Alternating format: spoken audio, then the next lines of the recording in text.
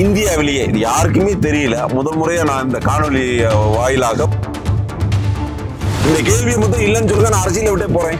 வேலுச்சாமி அவர்கள் இந்த திண்டுக்கல் பாராளுமன்ற தொகுதி மக்களுக்கும் துரோகம் பண்ணிட்டாரு. வாக்களிச்ச அவங்க கட்சி திமுக காரவங்களுக்கும் துரோகம் பண்ணிருக்காரு. மக்களை எதிர்கொள்ள துணிவு கிடையாது, தெம்பு கிடையாது. வாயிலே வட சுட்டிட்டு போனா போதுமா? கொரோனா காலகட்டத்தில் இங்க அவரால் நடந்துட்டு நடந்துச்சா? வரவே கிடையாது. விஜயகாந்த் அவர்கள் இழந்து இந்த தேர்தல் சந்திக்கணும்னு சொல்லிட்டீங்க நீங்க. ஆமா, அவருடைய மகன் களத்துல நிக்கிறாரு. எங்களுடைய வெற்றி வேட்பாளருடைய கூட்டம் இருந்தால் தான் ஆட்சி அமைக்க முடியும்னா நாங்களே ஒரு வேட்பாளர், பிரதமர் வேட்பாளர் அனுப்பாட்டிட்டு போறோம்.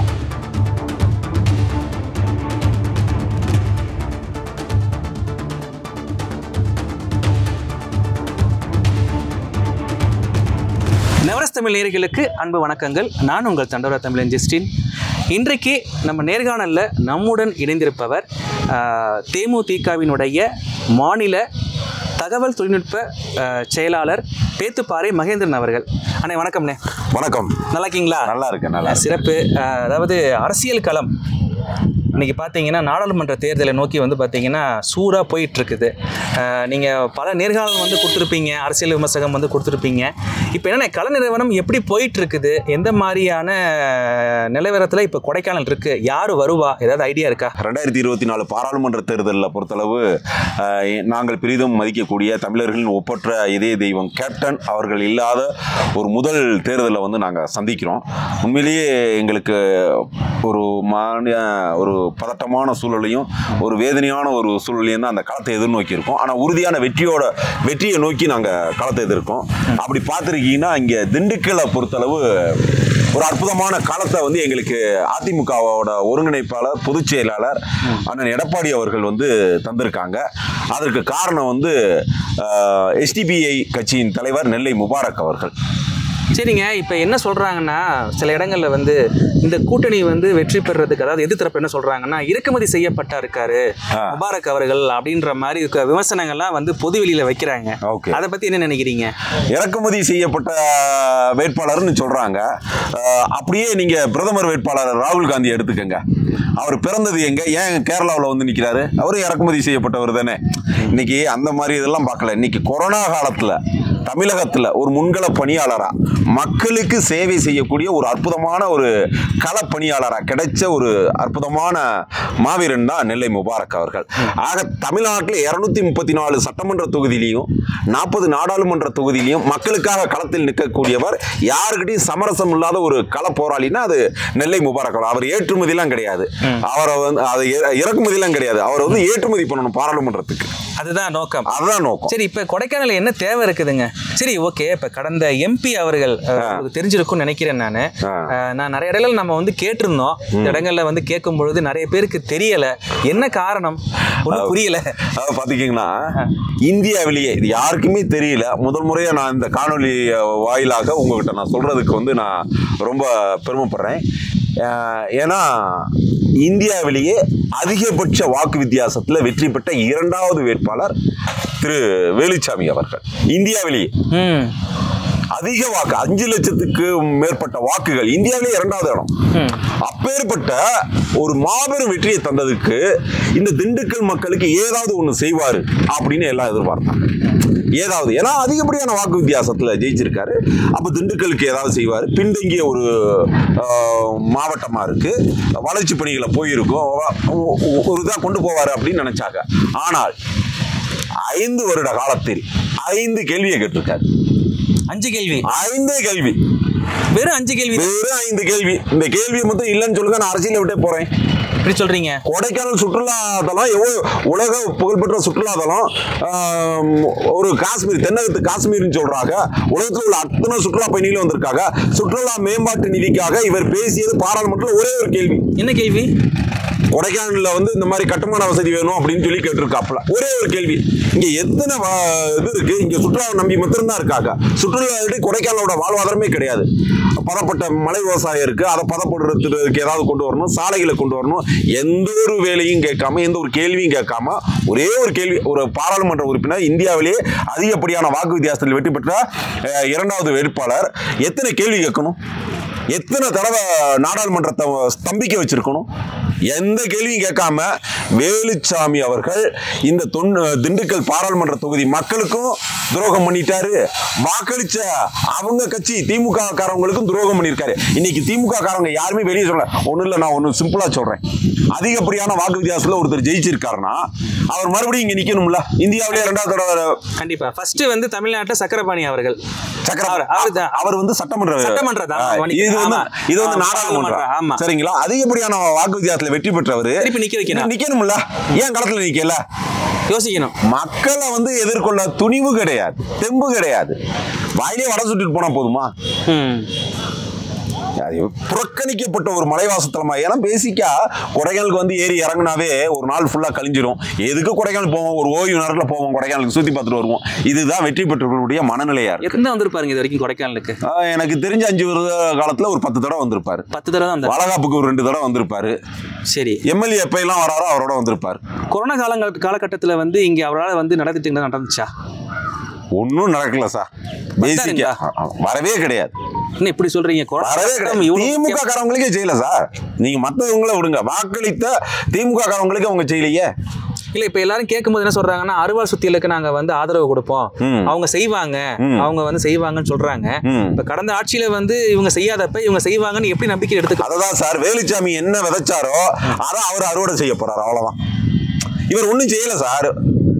இவர் ஒன்றும் செய்யல, அதே மாதிரி அவருக்கும் ஒன்றும் மக்கள் போட மாட்டாங்க. அதான் இவர் வேலுச்சாமி என்ன விதைச்சாரோ அதை தான் அவர் அறுவடை செய்ய போறார்.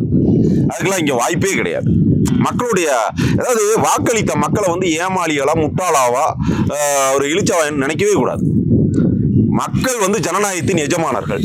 உடனே 5 லட்சம் வாக்கு வித்தியாசத்தில் ஜெயிக்க வச்சிருக்கானா அந்த மக்களை நீ வந்து தங்கத்தட்டில் வச்சு தாளாட்டணும். புரியுதுங்களா? 6 சட்டமன்ற தொகுதி அடங்கிய இந்த திண்டுக்கல் பாராளுமன்ற தொகுதியில வேலுச்சாமி என்ன செஞ்சிருக்காருன்னா திமுக காரவங்களுக்கே தெரியாது. ஆனா ஹிந்தி தெரியாது போடான்னு சொன்னாங்க. ஹிந்தியில தான் அவர் ஓட்டு கேட்டுறாரு இங்க, அவ்வளவுதான். அவ்வளோ ஒரு பிரம்மாண்டமா வாக்கு கேட்டு இன்னைக்கு இந்தியாவிலேயே 2வது இடத்துல ஜெயிச்சு ஒண்ணுமே செய்யாம போயிட்டாரு. அவருக்கு களம் கிடையாது அப்படிங்கிறதுக்காக தான் அவருக்கே கொடுக்கல. அதனாலதான் கொடுக்காம சிபிஎம் கொடுத்துருக்காங்க. சரிங்க, இப்ப மக்கள் மனநிலை எந்த மாதிரி இருக்கு நீங்க நினைக்கிறீங்க சார்? மக்கள் மனநிலையில வந்து ஒரு அற்புதமான ஒரு கள வீரர் கிடைச்சிருக்காரு. சரிங்களா? சிவத்துக்கு சதானந்தமா அவரு சச்சிதானந்தம் அவர் பேர் கூட நம்மளுக்கு வாயில வரல. ஏன்னா இது வந்து ஒண்ணு அதிமுகவோட, இது எம்ஜிஆரோட கோட்டை திண்டுக்கல். ஏன்னா எம்ஜிஆருக்கு வந்து மிகப்பெரிய ஒரு வெற்றியை தந்த அது முதல் தேர்தல் பாராளுமன்றத்தில். வரலாறு பார்த்தீங்கன்னா முதல் பாராளுமன்ற தேர்தல் ஆளுங்கட்சி காங்கிரஸ். சரிங்களா? இங்க ஆளுங்கட்சி வந்து திமுக. சரிங்களா?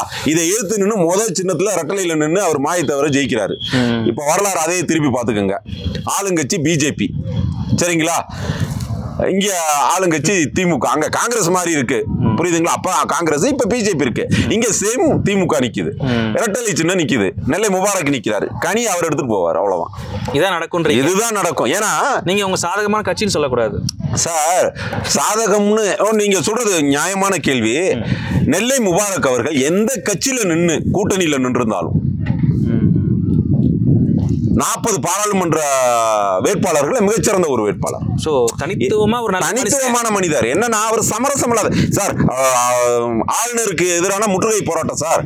ஆளுநருக்கு எதிரான முற்றுகை போராட்டம் ஆளுநர் மாளிகையில் நடக்குது. காலையில 5:30க்கு அவங்க அம்மா ஆயிஷா பிபி இறந்து போயிடுறாங்க. எஸ்சிபிஐ நிர்வாகிகள்லாம் அவங்க அம்மா இறந்து போயிட்டாங்க, 10 மாசம் சுமந்த பெத்த தாய் இறந்து போயிட்டாங்க. என்ன பண்ணுவீங்க நீங்க? நம்ம கூட இருப்பீங்க இல்ல? ஒரு இடத்துக்கு போயிருக்கீங்க, உடனே கேன்சல் பண்ணி போயிருவீங்கல்ல? அவங்க அம்மா இறந்து போயிட்டாங்க, 5:30க்கு தகவல் தெரியுது. ஆளுநருக்கு எதிரான போராட்டத்தை முற்றுகையிட்டு வெற்றிகரமா நடத்தி கைதாகி 4:30க்கு பாளையங்கோட்டைக்கு போயிட்டு அவங்க அம்மா இறுதி சடங்கு நடந்துக்கிறார் சார். பொது வாழ்க்கையில் ஒரு மனுஷனுக்கு இதானே சார் வேணும். அப்ப எப்படி சார் இவர் வந்து எனக்கு சார்ந்த சொல்ல இன்னைக்கு கூட்டணி கட்சிங்கிறதுக்காக நான் பேசுறேன்னு வச்சுக்கோங்க. ஆனா ஒரு தனித்துவமா ஒரு மனுஷன் ஒரு அம்மா இறப்புக்கு போகாம களத்துல நின்ன மனுஷனை ஆதரிப்போமா ஆதரிக்க மாட்டோமா? கண்டிப்பா. பொது வாழ்க்கைக்கு இதுதானே சார் வேணும். ஸோ அதனால வந்து நல்லது பண்ணுவார் என்ற நம்பிக்கையில் இருக்கிறீங்க. நல்லது பண்ணுவார் சார். நல்லது. கொரோனா காலத்தை எடுத்துக்கோங்க சார். எத்தனை பேர் சார், எத்தனை இஸ்லாமிய சகோதரர்கள் இறந்தாங்க, எத்தனை இந்து சகோதரர்கள், எத்தனை கிறிஸ்தவ சகோதரர், எத்தனை ஆம்புலன்ஸ் அனுப்பி வச்சாரு. அவங்க மத சம்பிரதாயம் எப்படி இவர் அடக்கம் பண்ணாரு சார்? யார் பண்ணா இன்னைக்கு? சரி, நான் 40 நாடாளுமன்ற திமுகவில் நிப்பாட்டிருக்க வேட்பாளர் கூப்பிடுங்க, எல்லாத்தையும் கூப்பிடுங்க, எல்லாத்தையும் வரிசை நிற்பாங்க. நெல்லை முபாரக் நிக்க வைங்க. கொரோனா காலத்தில் அவங்க செஞ்சது என்ன, இவர் செஞ்சது என்ன, பட்டியல் போட சொல்லுங்க. ஒரே ஒரு கேள்வி சார். நான் ஆதரிக்கிறதுக்கு ஒரே ஒரு காரணம், கொரோனா காலத்துல இப்ப நின்றுக்க திமுக வேட்பாளரை வந்து நிக்க சொல்லுங்க, நெல்லை முபாரக்கையும் வர சொல்லுங்க. இவர் எத்தனை பணத்தை அடக்கம் பண்ணியிருக்காரு, இவங்கெல்லாம் எங்க இருந்தாங்க? ஒரே ஒரு கேள்வி பதில் சொல்லட்டும். நான் அந்த அரசியல் விட்டு போறோம் சார். ஆதரிக்கணும்னா கண்ணை மூடிட்டு ஒருத்தர் ஆதரிக்க கூடாது. அவனுடைய பின்புலம் என்ன, அவன் என்ன மக்களுக்காக செஞ்சிருக்கான், எதுக்காக களத்தில் நின்று இருக்கான், இந்த மக்களுக்கு வந்தா என்ன செய்யுமா, இதை தான் பார்க்கணும். சும்மா பாரம்பரியமா ஓட்டு போட்டோம், கூட்டணிக்காக ஓட்டோம், இதெல்லாம் பேசவே கூடாது சார். இன்னைக்கு மக்கள் சோசியல் மீடியா இன்னைக்கு வந்துருச்சு சார், எல்லாத்துக்கும் எல்லாமே தெரியுது. கேப்டன் அப்படிதான் சார் கோவக்காரன்னு எல்லாம் சொன்னாங்க. இன்னைக்கு உலகமே கொண்டாடலையா? இதெல்லாம் ஒரு இது. நம்ம வந்து கூட்டணிக்காக நம்ம ஆதரிக்கல, ஒரு நல்ல மனிதனை ஆதரிக்கிறோம். சரி, சிறப்பு. சரிண்ணா, இப்போ நீங்கள் வந்து தேமுதிகவில் வந்து முக்கிய பொறுப்பில் இருக்கிறதுனால அந்த கேள்விகளும் கேட்க வேண்டிய கட்டாயத்தில் நம்ம இருக்கிறோம். நம்ம இப்போ இந்த தேர்தலில் விஜயகாந்த் அவர்கள் இழந்து இந்த தேர்தல் சந்திக்கணும்னு சொல்லிட்டீங்க நீங்கள். ஆமாம். அவருடைய மகன் வந்து களத்தில் நிற்கிறாரு. ஆமாம். எந்த அளவு ஆதரவு இருக்கும், மக்கள் வந்து ஏற்றுக்கொள்வார்களா, ஏதாவது ஐடியா இருக்குதா உங்களுக்கு? உங்களுடைய பார்வை போயிருக்கும்ல, இப்போ இத்தனை நாள் வந்து களத்தில் போயிருப்பீங்க, என்னமா நிலவரம் இருக்குது தேமுதிக? விருதுநகரில் விஜய பிரபாகர் வெற்றி பெறுவதை யாராலையும் தடுக்க முடியாது. அதனுடைய நோக்கம்தான் வரக்கூடிய பிரதமர் மோடி அவர்கள் வந்து விருதுநகருக்கு பிரச்சாரத்துக்கு வராரு, ராதிகாவுக்காக. ஆனால் எத்தனை பேர் வந்தாலும் சரி விஜய பிரபாகர் வெல்லுவார். அதே மாதிரி எங்களுக்கு 5 தொகுதிகளை மரியாதைக்குரிய எடப்பாடியார் அவர்கள் கொடுத்துருக்காங்க.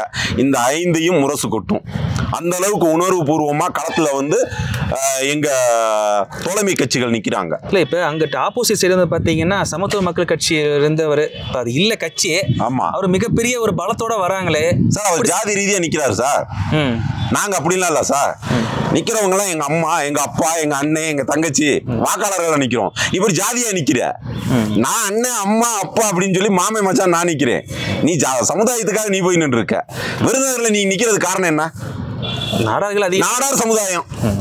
விஜய பிரபாகரன் நிற்கிறது காரணம் என்ன சொல்லுங்க.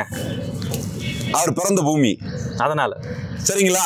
நீ நாடார் சமுதாயத்துக்காக போய் நாடார் சமுதாய மக்களே வந்து நாடாளக்கூடிய தகுதியானவர் கேப்டனுடைய பையன் அப்படின்னு நாடாளுமன்றத்துக்கு அனுப்புறதுக்கு முடிவு பண்ணிட்டாங்க. ஸோ இதெல்லாம் இந்த ஜாதி மதம்லாம் அங்கெல்லாம் வரவே வராது. இப்போ வந்து பார்த்தீங்கன்னா நடக்கூடிய தேர்தல் மத்தியில் இருக்கக்கூடிய ஆட்சியையும் வந்து தீர்மானிக்கிற ஒரு மிகப்பெரிய ஒரு கட்டத்தில் இருக்கோம் நம்ம. சரி, இப்போ உங்களுடைய ஆதரவு இல்லை பெரும்பான்மையே இதுதான் வருவாங்க அப்படின்ற ஐடியாலஜி வச்சுருப்பீங்கல்ல, அப்படி பார்க்குறப்ப பாஜகவா காங்கிரஸா? சார், என்ன விதைச்சாங்களோ, மோடி என்ன விதைச்சாரோ அவர் அறுவடை செய்வார். என்னுடைய நாடாளுமன்ற தேர்தலை பொறுத்தளவு என்னுடைய கருத்து, மோடி என்ன விதைச்சாரோ அதை அறுவடை செய்வார்.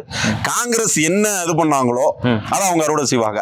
எங்களுடைய இலக்கு வந்து இந்த 40 பாராளுமன்றத்துலையும் வந்து நாங்கள் போயிட்டு யார் பிரதமர்னு தீர்மானிக்கக்கூடிய இடத்துல இருக்கும். இப்போ அரிதிபெருமா 272 இடம் தேவைப்படுது, 250 இடம் வருதுன்னு வச்சுக்கோங்க. எங்களுடைய வெற்றி வேட்பாளருடைய கூட்டம் இருந்தால் தான் ஆட்சி அமைக்க முடியும்னா நாங்களே ஒரு வேட்பாளர், பிரதமர் வேட்பாளர் நிப்பாட்டிட்டு போகிறோம். நாங்கள் ஏன் சார் மோடி ராகுல் காந்தியை போயிட்டு பார்க்கணும்? தமிழ்நாட்டிலேருந்து ஏற்கனவே ஜெயிக்க மூப்பனாரை வந்து பிரதமராக வருது கலைஞர் தடுத்தார். எடப்பாடி இந்த தடவை அதை முடிவு பண்ணுவார். வாய்ப்பு இருந்துச்சுன்னா கொடுத்துட்டு போவாங்க. ஏன்னா இங்கே வந்து ஒரு குடும்ப ஆட்சி நிர்ணயம் பண்ணுறது கிடையாது. புரியுதுங்களா? ஒரு இண்டிவிஜுவலாக எடப்பாடி ரொம்ப தெளிவாக சொல்லியிருக்காரு. சகோதரத்துவமாக கூட்டணி தனித்துவமாக இருக்கணும், அவங்களுக்குரிய பங்கீடு கொடுக்கணும். ஏன்னா திண்டுக்கல் தொகுதி நீங்கள் கேட்குறீங்க, திண்டுக்கல் தொகுதி வந்து எளிதில் வெற்றி பெறுவதற்கு உண்டான காரணத்தை நான் சொல்லிடுறேன். 6 சட்டமன்ற தொகுதி இருக்குது, 3 சட்டமன்ற தொகுதி அதிமுக கிட்ட இருக்குது, 3 சட்டமன்ற தொகுதி திமுக கிட்ட இருக்குது. சரிங்களா? அதுலேயும் பழனி சட்டமன்ற தொகுதி, ஆத்தூர் சட்டமன்ற தொகுதி சரிபாதியாக நிற்கிறோம். ஸோ களத்தில் நாங்கள் நிற்கிறோம். இப்படி உள்ள தொகுதியை அமைச்சர், முன்னாள் அமைச்சர் சீனிவாசனுக்கோ அல்ல முன்னாள் அமைச்சர் நத்த விஸ்வநாதன் அவர்களுடைய மகனுக்கோ மைத்தனருக்கோ கொடுக்குறதா தான் இருந்துச்சு. ஆனால் எடப்பாடி அவர்கள் கூப்பிட்டு திண்டுக்கல் வெற்றி பெறக்கூடிய தொகுதி, அங்கே எஸ்டிபிஐ கட்சி தலைவரை நிப்பாட்டுங்க, அவரை நீங்கள் ஜெயிக்க வைங்க, அதுதான் நம் கூட்டணி தர்மத்துக்கு கொடுக்கக்கூடிய மரியாதை அப்படின்னு சொல்லி வேட்பாளர் கையில் பிடிச்சி கொடுத்தாங்க. ஸோ அப்படி உள்ளவர் நாளைக்கு பிரதமர் வேட்பாளர் தேர்ந்தெடுக்க முடிவு பண்ண இடத்துல ஏன் எங்களுடைய ஆதரவு இருந்துச்சுன்னா நாங்களே ஒரு கேண்டிடேட் பாடி போயிடும். ஸோ அந்த மாதிரி செயல்பாடு இருக்கும் நினைக்கிறேன். செயல்பாடு இருக்கும். எடப்பாடி வார்த்தையில் ஸ்டாலின் எடப்பாடி என்ன சொல்லுவீங்க? ஒரு வார்த்தை எடப்பாடி இல்லைங்க, அவங்கள பற்றி ஒரே வார்த்தை சொல்லுவேன்ப்பா அப்படின்னா எடப்பாடி ஒரே வார்த்தை சொல்லுங்க. சாமானியன் தலைவராகலாம், ஸ்டாலின் குடும்பத்திலிருந்து தலைவராகலாம், பிரபாகர் அவர் அமைச்சருடைய புள்ள கிடையாது. சரி, நெல்லை முபாரக், முகமது முபாரக் இந்த மண்ணு சந்திக்கக்கூடிய திப்பு சுல்தான் ஹைதர் அலிக்கு பிறகு திண்டுக்கல் ஒரு புரட்சியாளனை சந்திக்க போறக்கூடிய தேர்தல், வெற்றி பெறக்கூடிய தேர்தல், இந்தியாவில் பாராளுமன்றத்தில் முழங்க போற தேர்தல், அது நெல்லை முபாரக் அவருடைய குரல் தான். மிக்க நன்றிண்ணே, நேரம் ஒதுக்க முடிய நன்றிண்ணே.